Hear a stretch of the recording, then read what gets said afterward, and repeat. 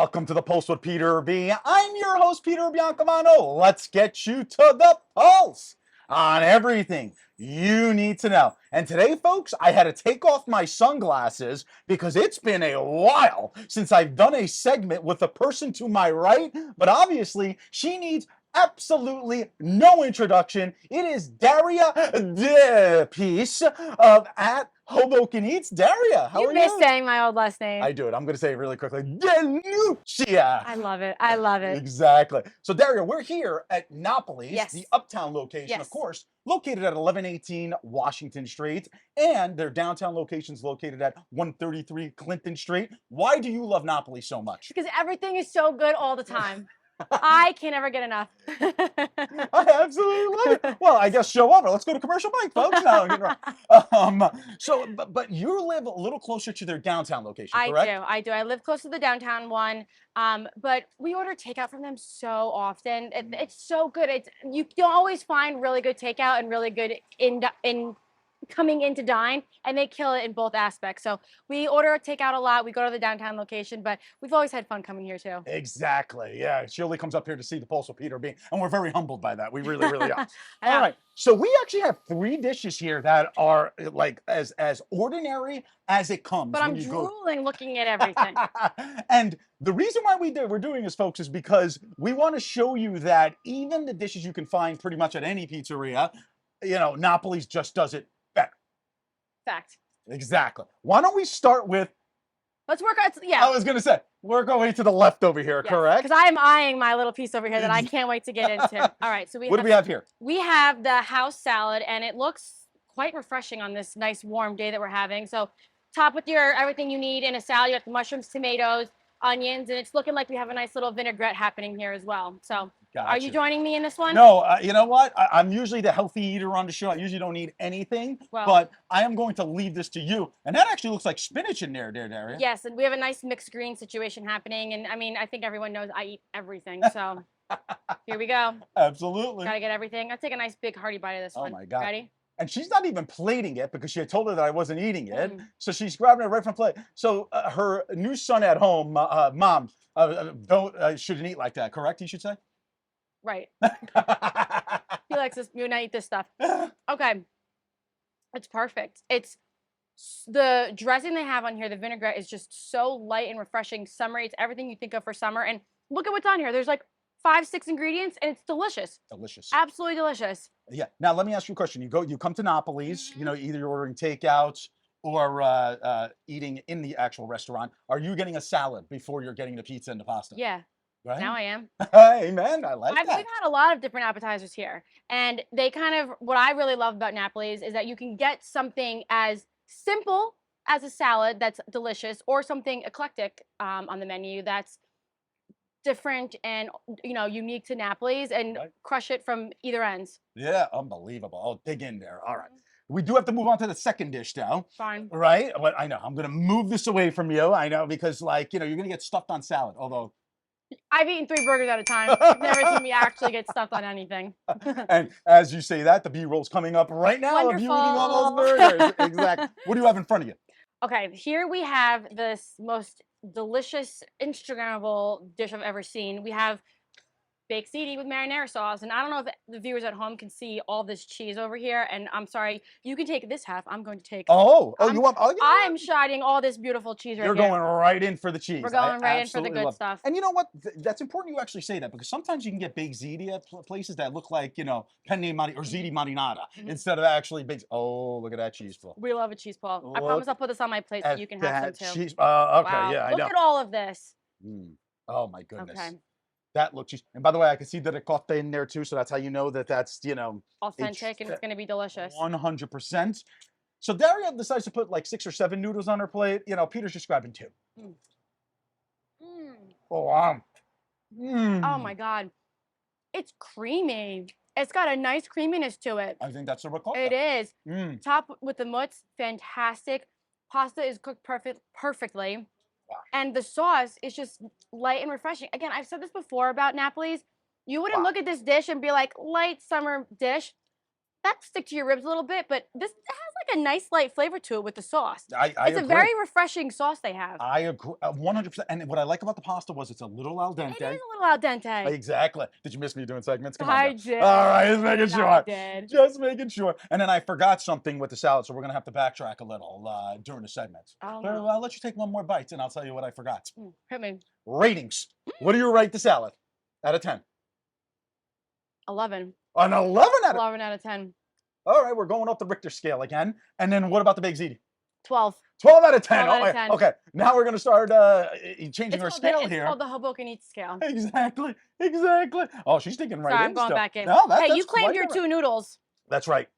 Do I get any more? You can have a little bit. All right, maybe afterwards. But we have Look at all to this go. cheese. Okay, I'm sorry. No, that's all right. You continue eating. Focus. Because Peter is going to come out with his word that he's been using a lot on the show lately. His 2 words, that is. Actually, it's kind of 3 words. I don't know what it is. It's called the Big Mama Jamma, which of course is this large margherita pizza. Look at this crust, Daria. Look how thin it is. It is perfect. And look at that nice little coating of toastedness on it. Oh, toastedness, she said. Toastedness. My goodness, when did you hear that the last time on this show, huh?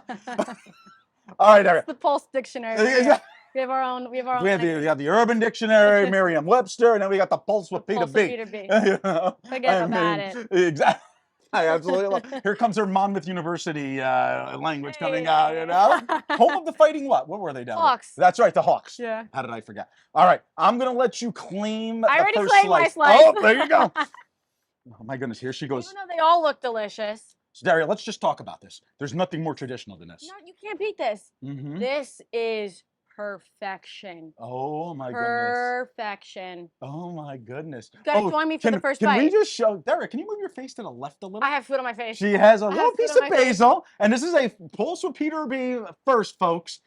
I am cleaning the talent's face. We're good to go. Honestly, I was gonna say the first time I've had food on my face because it's definitely not the first Definitely. and not gonna be the last. But usually they let it just sit there and I embarrass myself on And camera. So. Matt, I know you're watching at home. This will be the only time I touch her throughout the whole show. He's Trust gonna me. be like, honestly, help this girl out. Someone needs to help her. He's like, I didn't know what I was marrying. She's a mess. You know what? I'm gonna grab a slice too. You Well, can. as you should. All right, cheers. All right, hold on. I'm gonna do the signature fold. There you go. Oh no. Right. Kudos to Bobby. And this is Price. a two-hander. This is how big and beautiful this slice is. Oh my God. Do I got food on my face? I don't think so. I do. Because I'm a proper eater. Come on, it's been a while since that. Wow. That is good. It's perfect. It's so thin. It's so delectable. That sauce hits you. But I'm not the expert here. You are. Talk to me. But the cheese just melts in your mouth. The crust is nice and crispy underneath. You get a little bit of the crunch from the crust. You get the melty cheese. Again, their sauce is just so freaking delicious. Okay. It's just perfect. It's just incredible. It's simple, but it's so flavorful at the same time. Aren't you If you glad don't that we order kept this, it I don't simple? know what you're gonna do. Aren't you glad that we kept it simple tonight? There's that saying. What's that? This. Keep it simple, stupid. Oh, I didn't. That we can say on cable access. That on cable. We have a laundry list of things that we can't say on cable access, but that we can. And by the way, we had a fan. Did you see that? He was videoing us. I was. And the fan was all for Daria, you know? I mean, all right, Daria. Scale of 1 to 10. Like 20 out of 10. I'm sorry. 20 out of 10. It's so freaking good. If my math is correct, that's double the amount of 10. It's double. It's over the Richter scale is broken, but we're just gonna go with it. I absolutely love it. Well, we do have to go to a quick commercial break, unfortunately. Daria Peace, formerly DeLucia of @Hoboken Eats. Thank you so much. Thanks for having me. Absolutely. Napoli's Pizza, folks. 1118 Washington Street and 133 Clinton Street, all in the beautiful city of Hoboken. Daria, we'll see you next time. Can't wait to be back. Absolutely. All right, folks. We will be right back.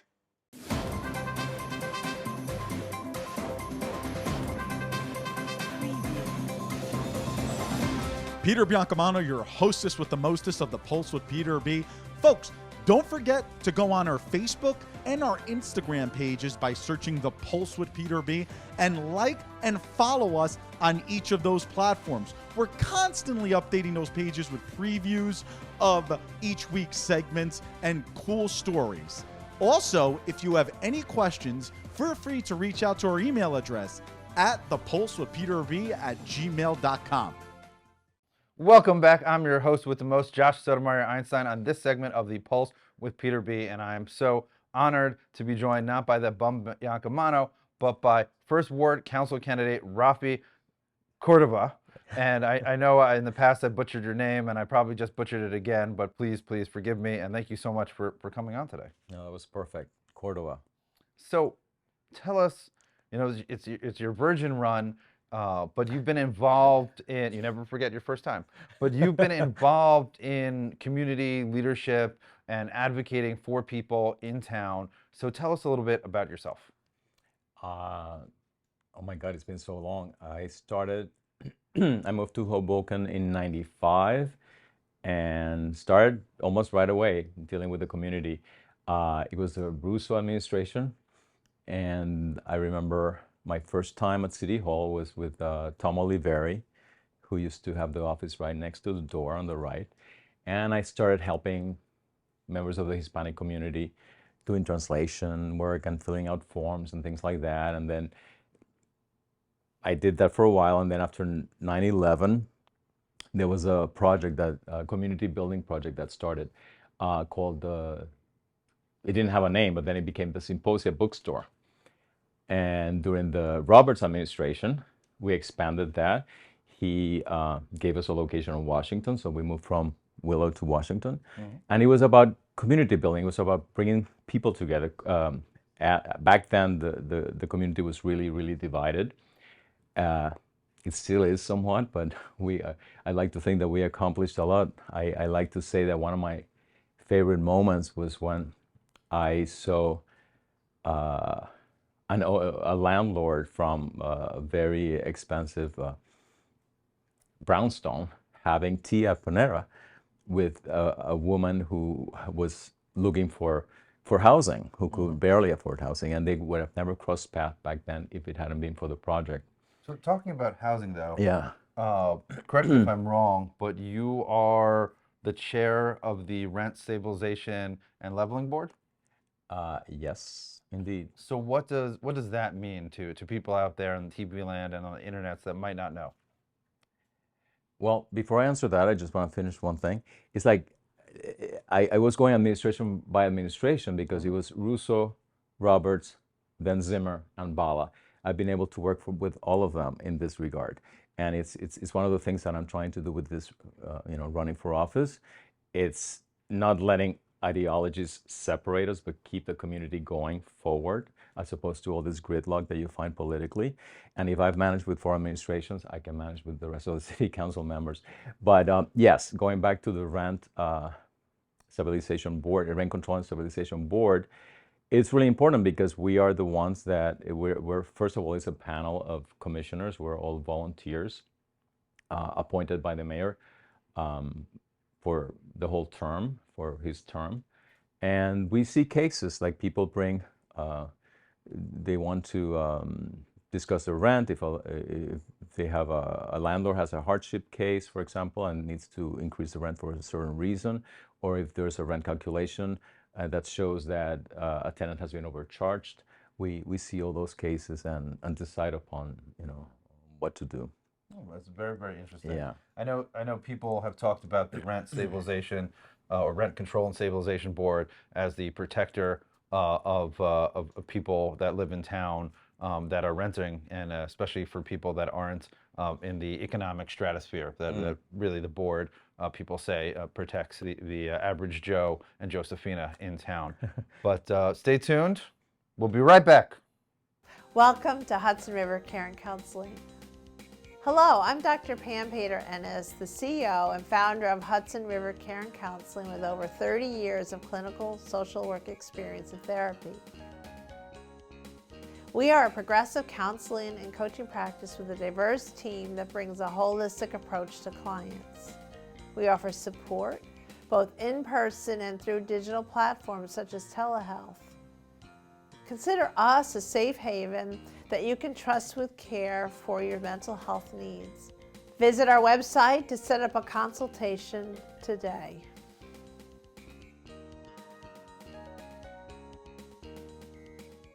Welcome back. I'm so glad you stayed with us out there in TV land and the internets. And I'm also still so glad that my guest Rafi, candidate, amazing guy in the first ward, decided to stay and not run away. Peter has that effect on a lot of people, and he is in the background over here, far, far in the background, thank God.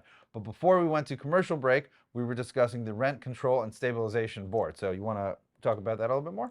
Yeah, no, to sum it up, it's just is a body that hears cases brought by both tenants and landlords and decides on how to move forward with their situations.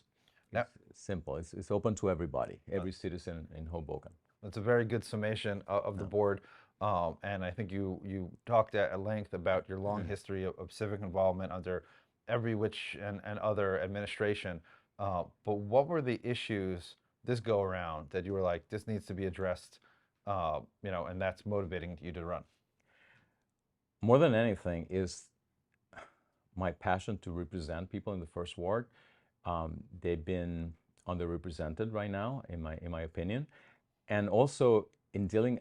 I think I'm a good negotiator, and right now there's a gridlock. Hoboken is stuck. The city council is one half, the other half. They never meet. I was at a barbecue recently, and there were 4 over there and 4 over there. They didn't even talk to each other. And I think that I'm a kind of person who can build a bridge there. I get along with almost everyone, those that have been open to talk to me. I get along with the administration and with the people that oppose the administration. I've been endorsed by both sides, and that's what it's about. I think that I have that space. I can inhabit that space in between and bring people together, and in order to move the city forward. Because right now it's like all this like fights, infighting, and all that has to stop.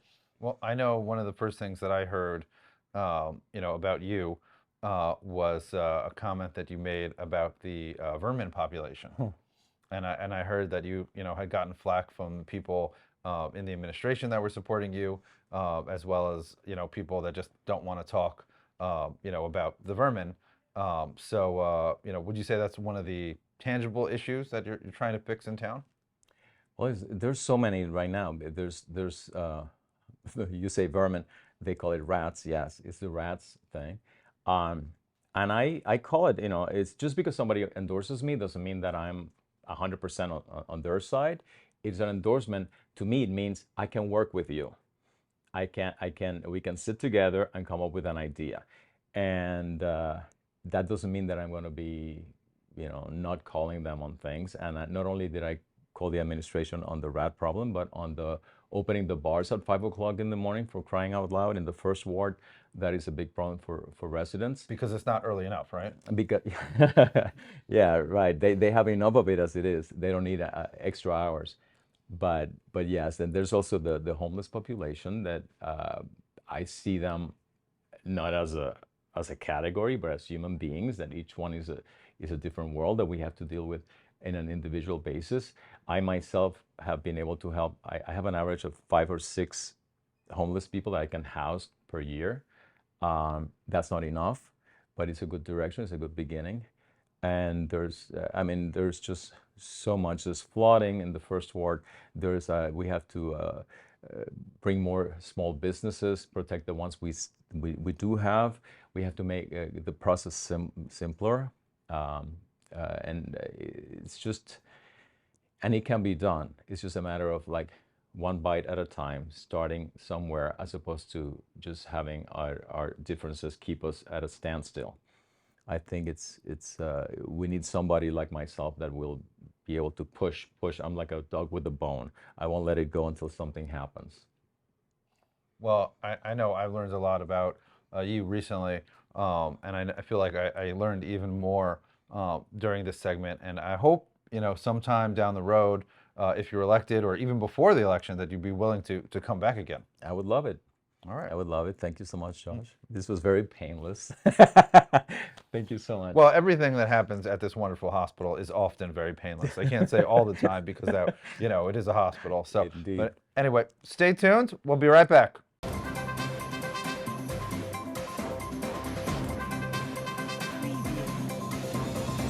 Peter Biancamano back with you. Don't forget to watch us on cable access every Sunday and Monday at 9 a.m. Optimum Channel 18, Files Channel 46, and Comcast Channel 190. Also on Sunday mornings at 9:30 a.m., you can watch our show on our YouTube channel, and you can also binge watch all of our old shows. Who doesn't want to keep watching The Pulse with Peter B? We'll see you there. Welcome back to The Pulse with Peter B. Peter Biancamano, back in the host chair and back at the beautiful offices of Hudson River Care and Counseling, located at 310 Cedar Lane in Teaneck, New Jersey, and 63A 8th Street in Hoboken, New Jersey. And we're going to send it right out to our good friend, the president and founder and CEO of Hudson. She has more titles than I do, of Hudson River Care and Counseling. Our good friend, Dr. Pam Pater-Ennis, standing by with a survivor that you're not going to want to miss. Her name is Brenda Dowdell. Dr. Pam, take it away. Hi, Peter. And thank you, Peter, for inviting myself to the Pulse. I'm Dr. Pam Pater-Ennis, and I'm the founder and CEO here at Hudson River Care and Counseling in Teaneck and in Hoboken. But today we're going to talk about another project I've been involved in called My Sanctuary Healing. And we've been talking about it in the last few segments, but I want to introduce my friend and a woman who I've known, I think, over a year now. She'll tell us her story. Newly Reverend, Yes. Brenda Dowdell. Yes. Hi. Thank you for coming, Brenda. Glad to be here. So, Brenda, tell us, like, what brings you here today, and you have a story to tell, and I think you're ready to tell your story about healing from religious abuse. Yeah. I appreciate the opportunity to let people know that there is a way, that we don't have to stay stuck in the feelings of the abuse that we have, been subjected to. I was a part of a ministry for almost 20 years, completely authoritarian, male influence, and it was almost cult-like. The pastor of the church, if he was to get angry with someone, then everybody had to stop dealing with that person, because if he was angry with someone, or the leadership was angry with someone and others dealt with them, then he would become angry, they would be ostracized. It was one of those things where if you did something that he didn't like, it was talked about from the pulpit.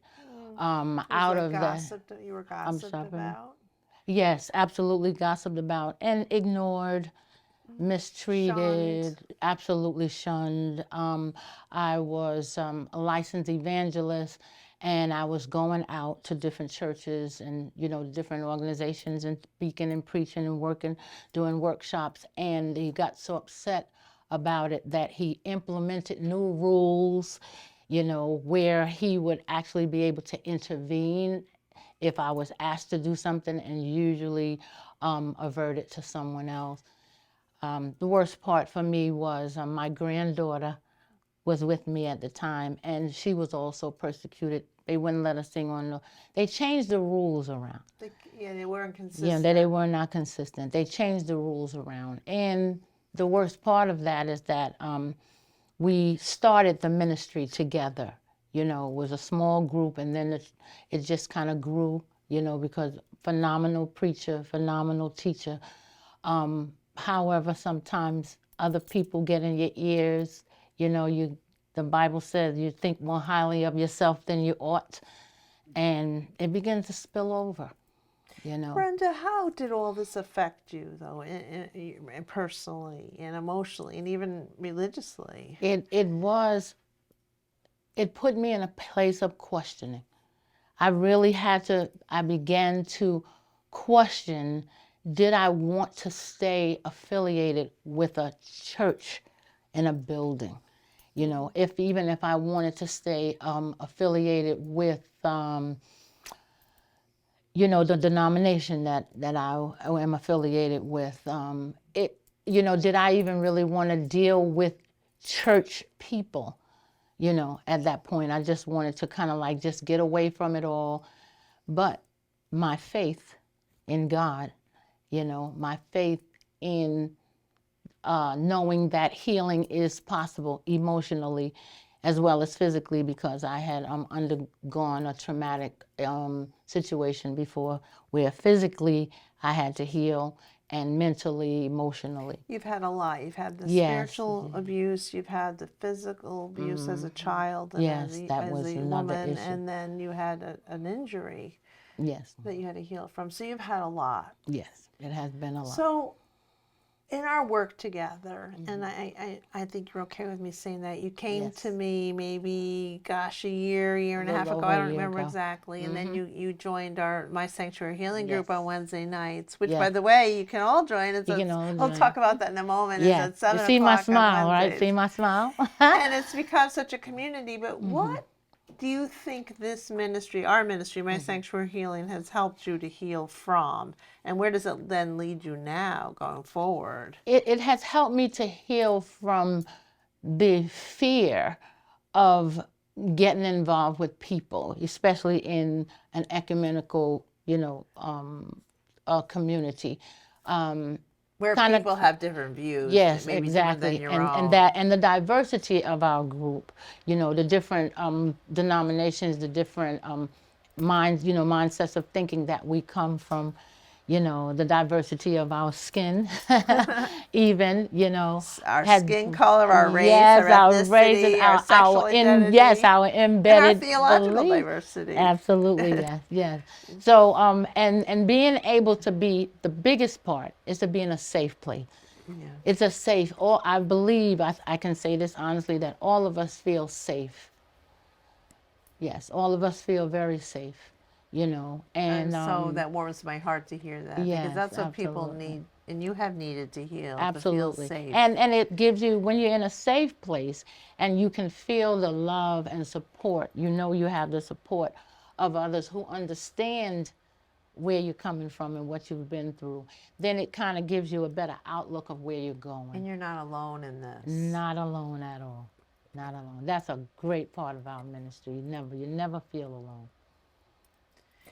And it creates community. Absolutely creates You're community. not alone, and you also, I think, for you and for a lot of people, it's also helped people to reintegrate or rethink about how they see God or Yes. faith too. That it maybe there's a lot of ways of looking at God, right? Yes. And I think we all learn that everyone's way is their way, right? Yes. And Well, it's okay. And we learned that the major part that all of us are looking for is the love. Yeah. You know, we're looking for the love. We're looking for the connection. We're looking for the comfort, you know, of being together, you know, being in a community and being together as a body of, you know, as humanity and, you know, as the body of Christ. And a sense of belonging. I Absolutely, think that's a theme yes. I hear bubbling up from you Absolutely, and from yes. so many other survivors. Yes. I just need a place to belong. Yes. When my church shunned me or my community shunned me, I can come to my sanctuary healing Yes. and feel like I belong. Yes, absolutely, yes. Absolutely. Anything else you want to add to any of that? No, just for those that would love to come and or like to come and join us, know that it is a safe and caring environment, that the whole purpose, you know, our whole purpose is to just kind of guide us along so we can get back to a place of, you know, knowing God for who God is and loving people. And then giving back to people. And absolutely Which is giving where you're back to at. people. Yes, yes. That's exactly where my sanctuary healing has brought me to a place of knowing now that because I am able to be helped, I can help others. And thank you for all the energy and you just bringing you to the whole Thank you. environment and the place of now. You're even helping other people now within Yeah. the group heal, and it's a beautiful thing. Thank you. It's wonderful. Peter, I thank you so much for having us here. It's such a pleasure every month to be able to sit here and tell our stories and create a sense of welcoming people into everyone deserves to heal and to have a place to belong. So back to you, Peter. Thank you so much, Dr. Pam, and thank you to Brenda for sharing that powerful story.